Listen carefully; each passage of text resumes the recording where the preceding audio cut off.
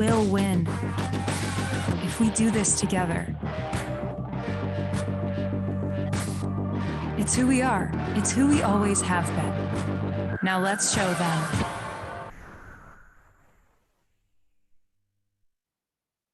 Thank you for joining this Biden-Harris campaign, Ohio, AAPIs for Biden Assemble. And now, please welcome Hamilton County Clerk of Courts, Aftab Pureval. What's up, Ohio? I am so incredibly excited to be with you tonight to launch Ohio AAPIs for Biden-Harris, along with our just incredible special guests. Guys, this is going to be an amazing night. Tonight, you're going to learn more about what the Biden-Harris campaign is doing to win AAPI voters in Ohio and across the country. You're going to chat with the best member of Congress in the country, my friend, Grace Ming. You're going to hear from the world-famous entertainer, Margaret Cho, and you're going to meet Maya Harris, an advocate, attorney, activist, and the sister of Kamala Harris. So why did the campaign go to all this trouble to assemble this incredible lineup to kick off AAPIs for Biden? Well, it's simple. AAPIs, us, we will play a critical role in this election and in the future of our country. Here in Ohio, 10% of voters are immigrants or second generation. And frankly, I'm one of them. My mom was born in Tibet, and she grew up in India as a refugee, where she met my father, who's from Punjab, India.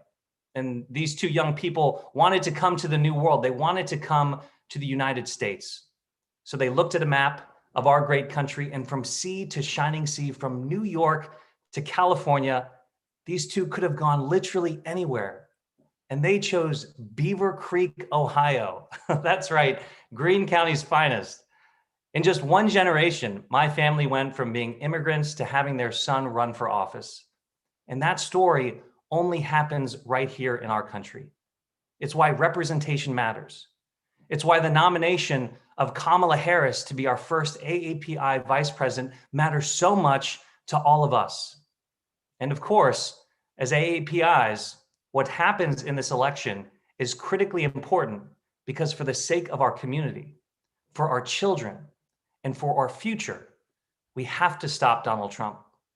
Whether it's his racist immigration ban or his inflammatory comments about COVID-19, referring it to as the Chinese flu, we're just tired of the attacks on our community, on the increase in hate crimes against us, and on the way that Donald Trump and Mike Pence try to other us.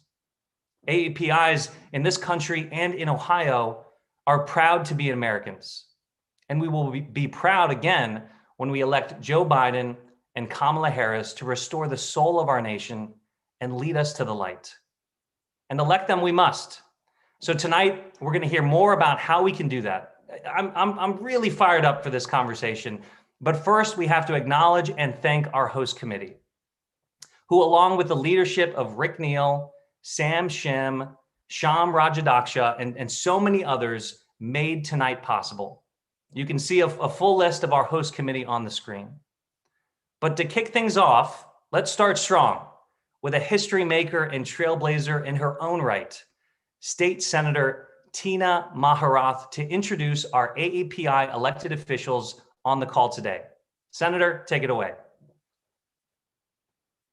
Thank you, Aftab. Again, thank you everybody for joining this call today. Without people like you, people like me, or Aftab, or the other great elected officials on this call today won't be elected. So it takes a lot of people. It takes a village full of people to have a successful and great leader. And we are all going to be able to elect a great leader like Joe Biden and Kamala Harris on this election cycle because of people like you. But of course, we have to acknowledge the elected officials who are currently serving us. So the ones who are not able to join us today will be Dr. Lakshmi Samarko of Hamilton County Coroner, Shamus Malik, who is our Akron City Council member, and then we'll have Chantel Ragu, the Oxford City Council, and we also have Mohammed Al-Hamdani, who is the Dayton Board of Election member. And last but not least, we also have Kristen Malhakra of Deerfield Township trustee, which is in Warren County. Again, these elected officials, just like we all are on the call today, are giving up our time to serve the great state of Ohio, and we all appreciate you. And not that I'm the only one here in my district, but we also have City Council Member Reynoldsburg City Council Member Buwan next. So take it away, Buwan. Namaste, everyone, and thank you, Senator, for introducing. My name is Bhuvan Pakurel.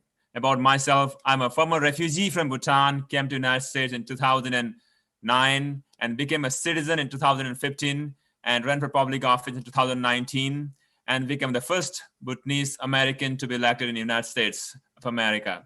So it is every one of us working together make this possible in this country. There's a hope. And it's 2020 is the most important election, as all of us we know. And here in Ohio, we have been working together all throughout the city and organizing Bhutanese and Nepali communities and all the AAPI communities so that people will come out and vote and register themselves. So with that, I would like to introduce our friend, Sim Sham from Worthington City School. Good evening, everyone. My name is Sam Shim, and I am finishing up my 7th year serving on the Worthington School Board. For those of you that do not know me, I am the first Asian American to be elected into office in Columbus and also in Franklin County.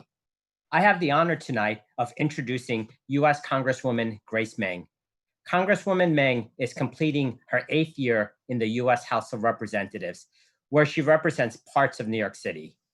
Representative Meng, who like me, graduated from the prestigious Stuyvesant High School in Manhattan. As some of you know, Stuyvesant is in the news regularly. It is arguably the most selective high school in the nation with a 3% acceptance rate. My brother graduated in the same class as her, and they have been friends for 30 years. So our family has been fortunate to be able to witness firsthand her successes in life. In 2017, Representative Meng was elevated to the leadership role of vice chair of the Democratic National Committee. In addition, she currently also serves as chair of the Aspire PAC. Aspire PAC is the political arm of the Asian American and Pacific Islander members of Congress and is focused on supporting AAPI candidates. We all know that Asian Americans and Pacific Islanders are underrepresented in government. We all feel that our country needs more people like us in leadership positions, whose experiences in life are similar to our shared American experience. Our country, more than ever, needs a government that is truly representative of the people they serve. Aspire PAC is fighting to make this happen.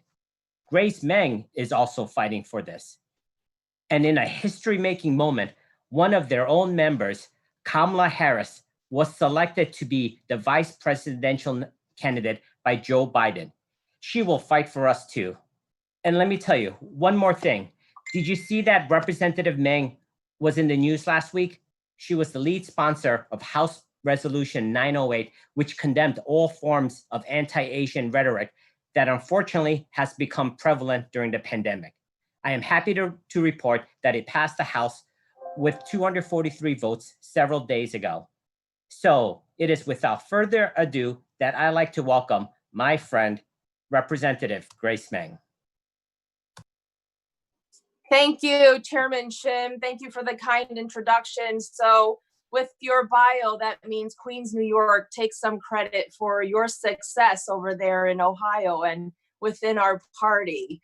But thank you for being a friend and for being such a leader in our community, not just in the state of Ohio, but he literally, I don't know if many of you all know this, he helps guides and counsels young aspiring AAPI activists and elected officials all around the country. And that is really to be commended. So thank you so much. I want to thank Senator Maharath, who spoke earlier as well.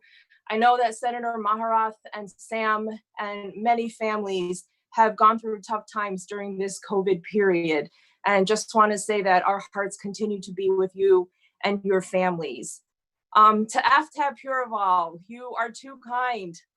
My son and I went to visit and to help AFTAB campaign in Ohio, and it was really cool to spend time with them and to see how much your constituents respect you and adore you. I think one of the few times that I've seen Chairman Tom Perez blush was when he talked about what an amazing public servant you were. Don't tell him I said that, everyone. To Maya Harris, to Margaret Cho, you two are leaders, you are icons in our community. And as a fellow Asian American woman, I just want to thank you for being the influencer and the role models that you are for our communities and for women across the country. I have to give a quick shout out to folks in the Biden team, to Greg Schultz, Amit Jani, to my new friend Rick here today in Ohio. Thank you for your efforts. We have 42 days left. Who's counting? But we need to make sure that every single day, every single hour, we are thinking about if we're doing everything we can to get Joe Biden and Kamala Harris elected. I want to thank Sam for mentioning the resolution, because that resolution was supposed to be a pretty bipartisan, public, unified statement by Congress condemning bigotry against Asian Americans.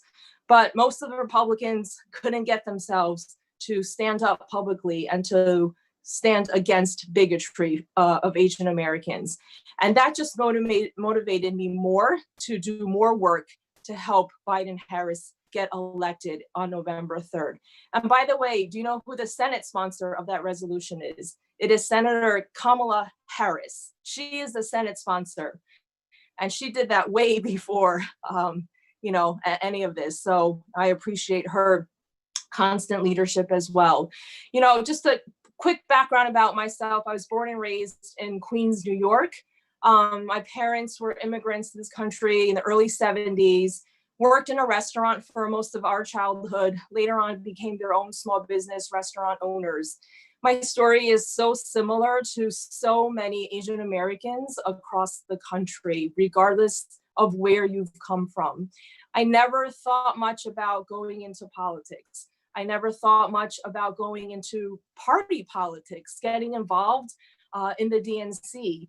But as I got older, as I got more involved in our community, I realized that our AAPI community really needs a seat at the table. And we need to make sure that our voices are being heard at whatever table where decisions are being made, regardless of what field. In 2017, as Sam mentioned, I got involved in the DNC. And I never thought that I would get involved in party politics, quite frankly. But I realized, towards the end of 2016 and soon after, that our party, quite frankly, needed to do a better job at reaching out to underrepresented communities, that we heard from too many voices across the country that we only were there for them. They felt that we were only there for them every 4th October of a presidential election year. And I remember when I went to one of my first trips as a vice chair was to go to Georgia to campaign for Jon Ossoff. And I heard from people on the ground that they were so excited because for one of the first times in a very long time, the DNC hired organizers that came from the local communities, people that they knew, people who spoke their languages and understood their cultures. And collectively, the Democratic Party and the progressive ecosystem, all the groups registered over 8,000 voters. And even though Jon Ossoff didn't win that specific election, it certainly helped pave the way as we elect an amazing, one of my favorite colleagues, Lucy Macbeth, in that very same seat, because we paid attention, we invested, and we made sure that we were reaching out and that there were no more off-year elections. And then we watched Stacey Abrams triple the Asian American turnout when she ran for governor. And those are the types of coalitions that we need to build, and we need to make sure that we are reaching out to our shared communities every election year. There are no more off-year elections. Every zip code counts. And so one of the other hats that I wear, as Sam mentioned, is the political arm of the Congressional Asian American Caucus. And what we started to do last cycle was to invest in certain battleground states. Texas was one of them, for example. Who knew 2 years ago that Texas would become what we all call now the Republican Texodus, and that we are hoping and expecting to turn Texas blue? Who knew that we are potentially going to elect 3 AAPI members of Congress, or at least 3, out of the state of Texas? And that is because of everyday efforts of grassroots leaders like yourselves, whether you're in Ohio or wherever you are in the country. It's making sure that we're communicating with our various communities and letting them know that our party stands with them and stands for their values. You know, I always knew that I would end up helping whoever won the Democratic nomination, and that I was committed to doing whatever I could to defeat Donald Trump. But I will tell you that I've never been so motivated since I saw how Trump mishandled the coronavirus throughout the country. But in one of the epicenters of the epicenters, which was in my district in Queens, New York, we literally watched and waited as this president ignored pleas of help from fellow Americans. We had doctors and healthcare workers, transit operators, nurses, call the administration, call us begging for help. And so people have needlessly died because of the mismanagement of this president, this administration, and what he could have done with a snap of his fingers to help save lives, he did not do. So we have continued to watch, from the Muslim ban to the separation of kids at the borders to the coronavirus pandemic, how Trump has continuously thought of new and creative ways to tear apart our families and to break our hearts. But we are here to say, whether in Ohio or anywhere across the country, that our community will not stand for that.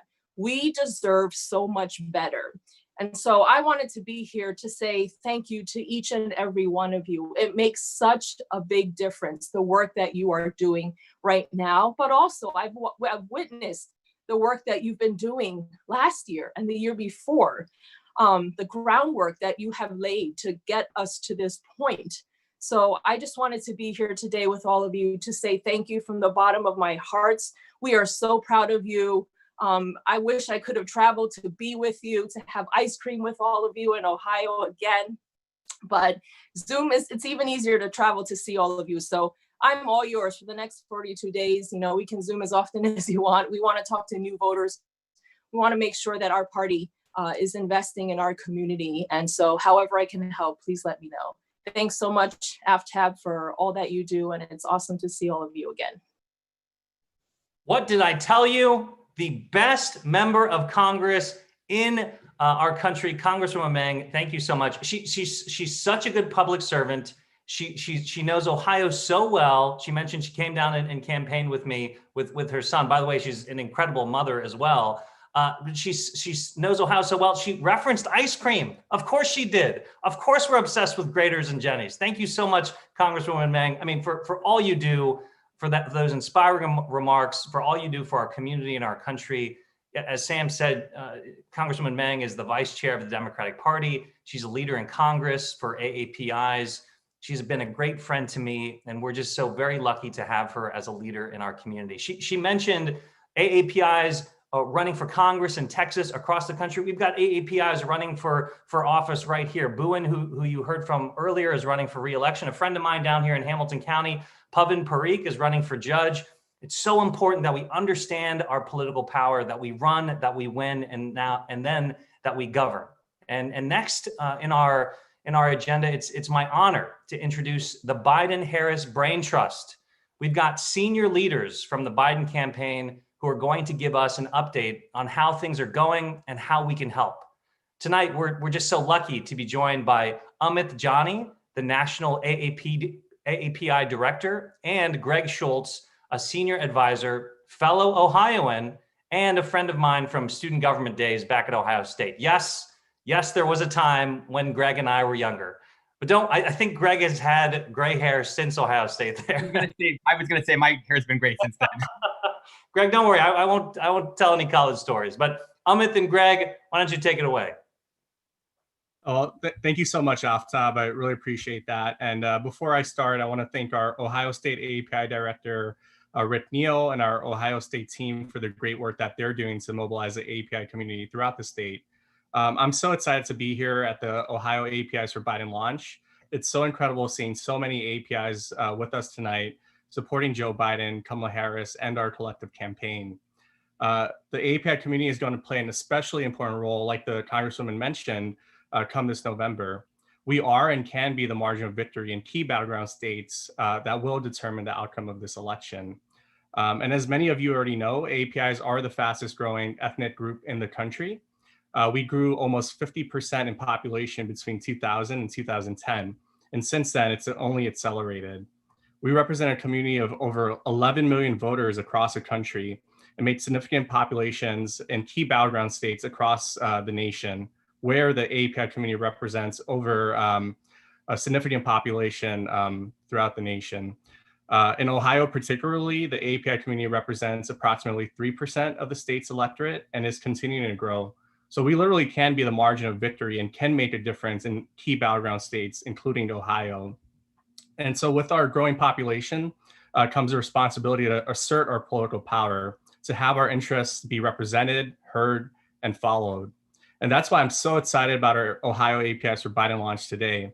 And there's so many ways you can get involved through this initiative. One of the ways that we are reaching API voters across the country is by reaching our community through not only API to API virtual phone banks and text banks, but also through disaggregated phone banks in various and diverse API languages, including Hindi, Korean, Chinese, Vietnamese, Japanese, Hmong, and so many other languages.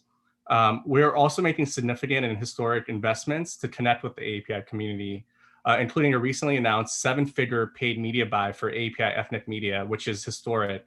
Another historic accomplishment with the campaign is also hiring over 10 API state directors across the country, including Ohio. So we believe that by reaching our own community, we can empower one another and assert our political power to have our interests be represented, heard, and followed, like I mentioned. And we can do this together by supporting and helping to elect Joe Biden and Kamala Harris. This is such an exciting election because we finally have a member of the API community on our ticket, someone who knows the community, understands our community, and knows our needs and priorities in Kamala Harris. So thank you so much for all that you're doing, and we look forward to working with you to energize and mobilize the API community in these next 42 days to Election Day. With that, I would like to introduce someone I had the honor and privilege of working with through the past year of our campaign, and one of the best campaign strategists I know, our senior advisor, Greg Schultz. Thank you. And I'll be honest, this is kind of a homecoming call. I know a lot, or Zoom, I know a lot of the folks on. I was born outside of Cleveland in North Royalton, have 2 degrees from The Ohio State University, and have done campaigns since 1999 in Ohio, had a chance to run the Obama-Biden reelect. Actually, the only reason I moved is I had a great opportunity to work for Vice President Biden and President Obama in the White House. So I want to spend just a few minutes giving a lay of the land of where we are. This campaign officially launched 516 days ago. I'm somewhat envious of our United Kingdom friends who have 5 weeks elections. We've still got 42 days to go. Start with the good news. Good news is 5 months ago, we rolled out 17 states that we were going to aggressively play in. That includes the 4 states that Secretary Clinton won: Minnesota, Nevada, New Hampshire, and Virginia.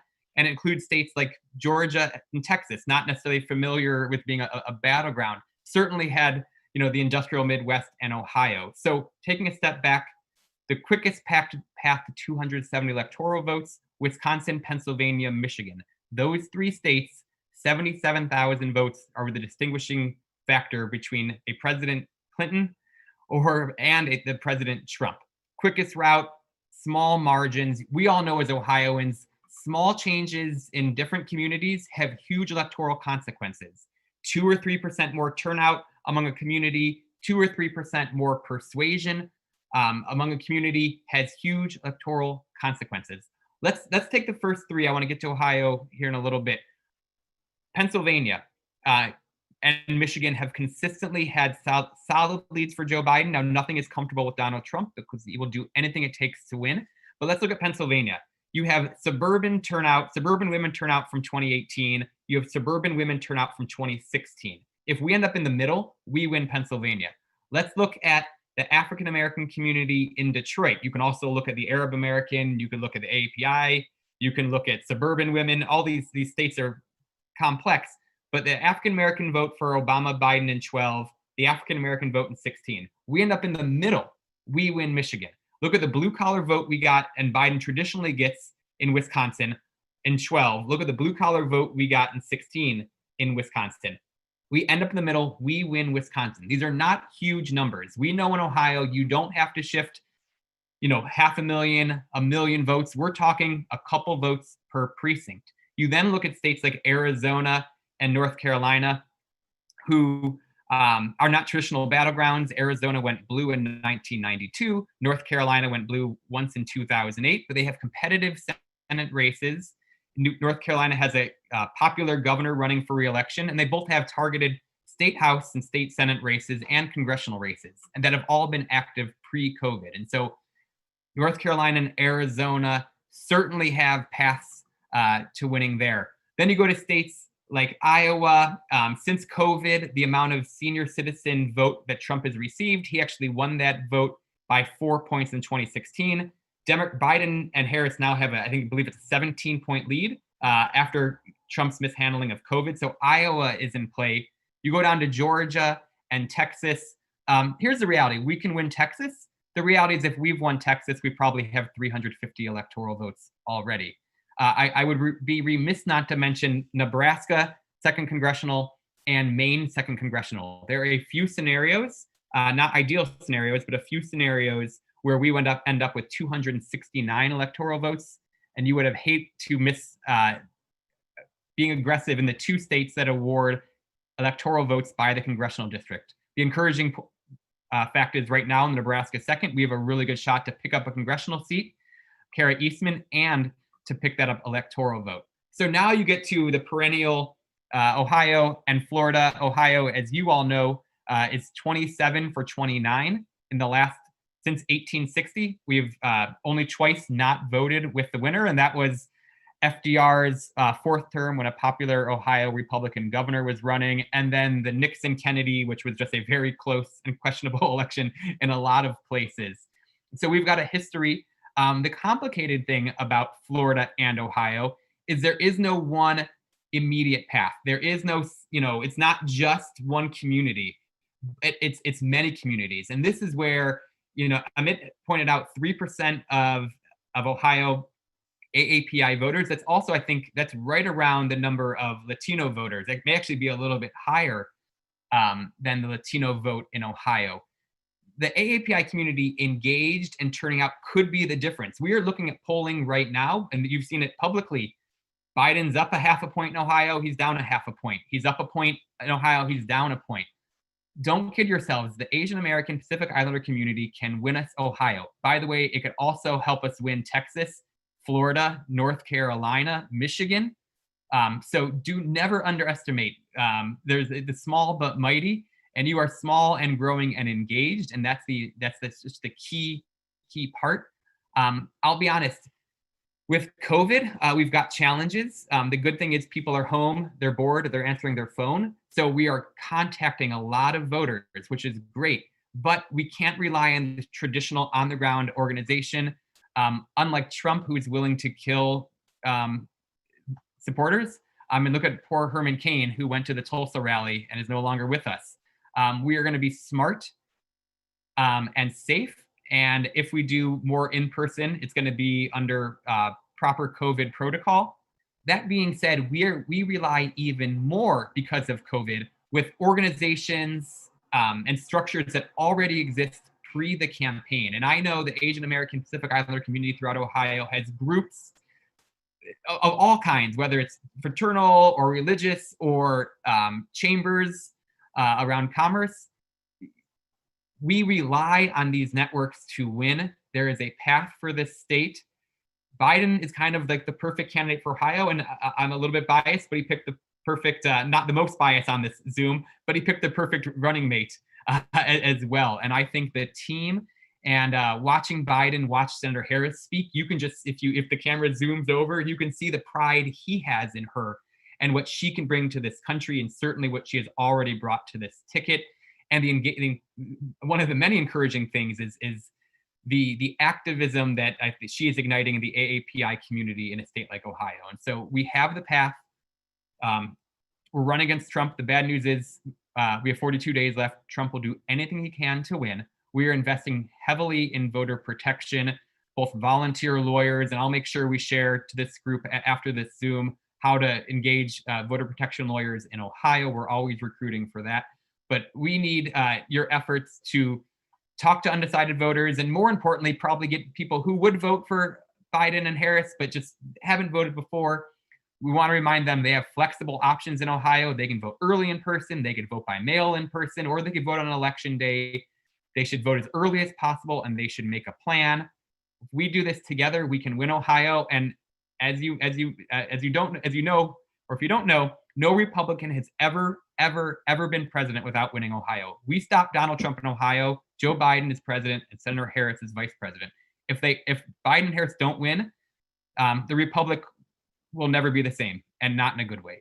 So just so appreciative of just, again, this homecoming opportunity to be on this call, and having the Congresswoman and Maya and Margaret, who have such voices and influence, and the fact that you all use it to help make this country better. We just appreciate it. And just thank you again. And AFTAB, I'll turn it back to you. Greg, thank you so much. Amit, thank you so much. It bears repeating. We stop Trump in Ohio, and we stop Trump for the country. In Ohio, we're not unused to those high stakes, but they're sky high. They couldn't be higher. We stopped Trump in Ohio. We stopped Trump's presidency. Thanks, guys, for that update. We're just so lucky to have you leading the way to help elect the Biden-Harris ticket. Now, some of you at home, I hope you're enjoying yourself, but you might be a little confused. You might be thinking, I'm Korean American, I'm ethnically Chinese, I'm from Pakistan. What the heck is AAPI? Is that a physicians group? I have no idea what that is. It stands for Asian American Pacific Islander. It's a census term, a catch-all for Asian Americans. Listen, we're not a monolith. We are a very diverse cultural, ethnic, religious, cuisine, a very diverse group of folks. So AAPI is an attempt to put us all under one umbrella. Come to think of it, I'm kind of the perfect host for this evening. I'm ethnically half Tibetan and half Indian. I have a Persian name, and I look Mexican. Yes, that was my attempt at a joke. And no, no, it did not work. But we're lucky to have a professional with us. We're so lucky because we have an incredible star with us today to talk about the importance of the AAPI vote. Margaret Cho, a comedian, actress, entertainer, fashion designer, podcast star. Guys, she literally does it all. You know her from stand-up, TV, and movies. Margaret has been an Emmy nominee, and she uses her incredible celebrity for good all the time. She's been a powerful advocate for the LGBTQ community and for women. She spoke at the DNC back when we were allowed to gather together, and she is all in to get Joe Biden and Kamala Harris elected. And on a personal note, it's really just such a privilege to meet her. When I was growing up in the 80s, there just weren't a lot of people on TV and movies who looked like me, except for Margaret. She blazed a trail that so many of us, including myself, are following. And I'm just so grateful for her leadership and courage. So give it up for Margaret Cho. Oh, thank you so much. That's wonderful. I'm so proud to be here and so happy to talk to everyone. This is an incredible moment in history, and what a great opportunity for all of us to really, really get the word out to vote. I'm the first member of my family to vote. My parents are immigrants. They came to the United States from Korea in 1964. And they have never voted. They've never felt like this was their country. They've been citizens this entire time.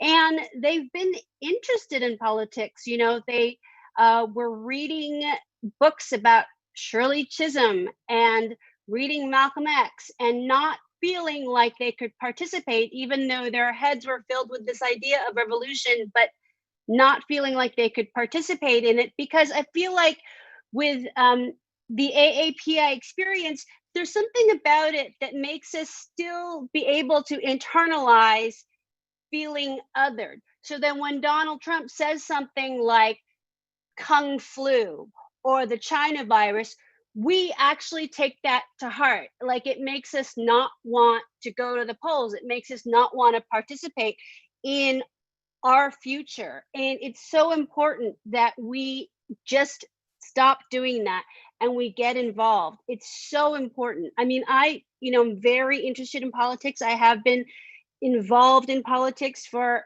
pretty much my entire life.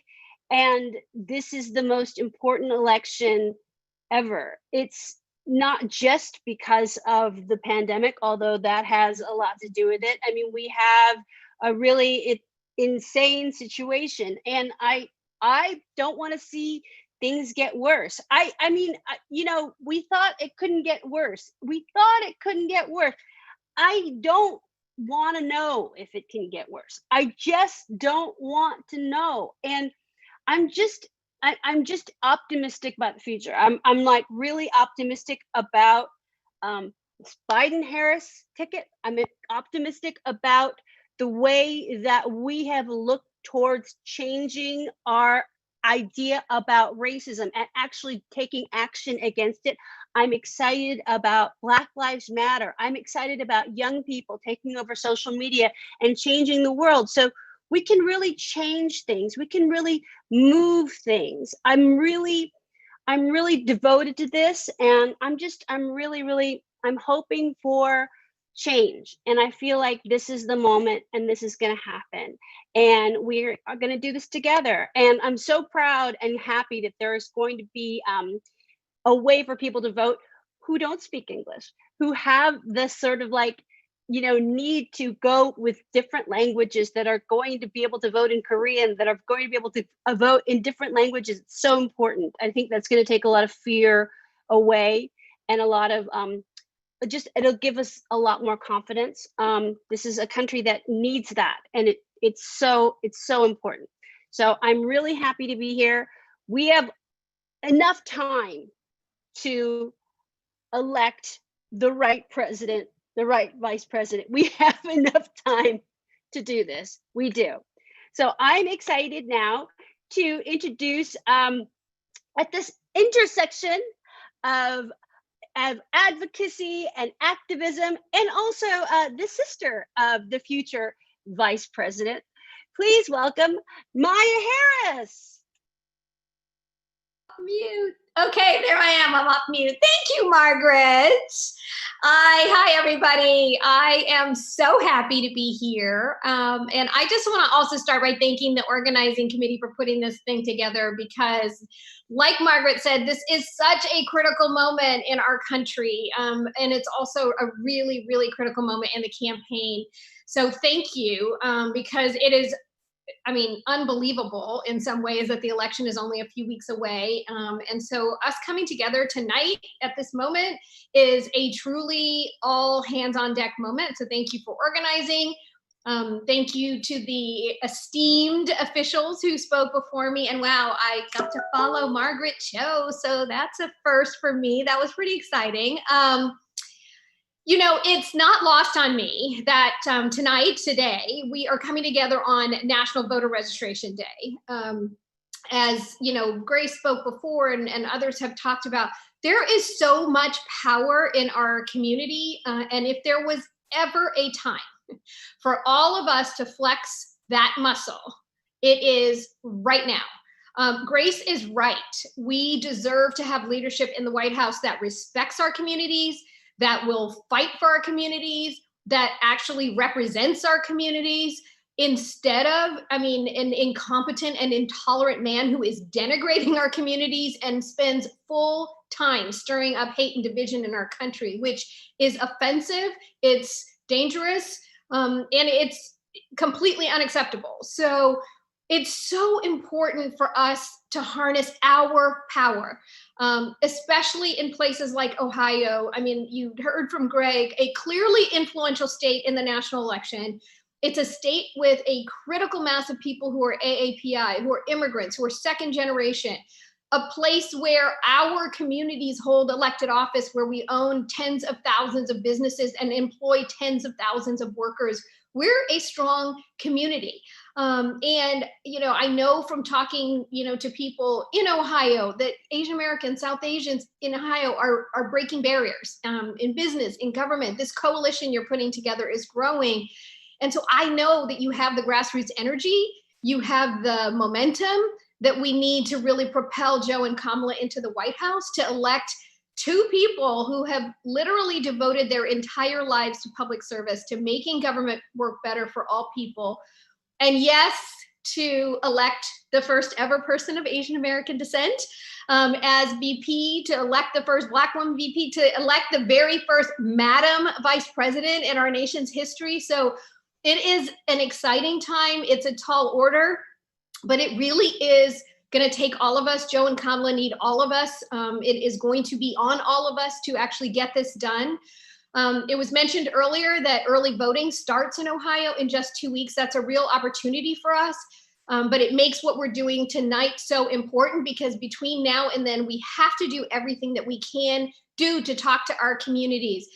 And that means answering questions. It means persuading people who may be undecided to make sure our folks are registered to vote, to make sure that they actually have a plan to vote.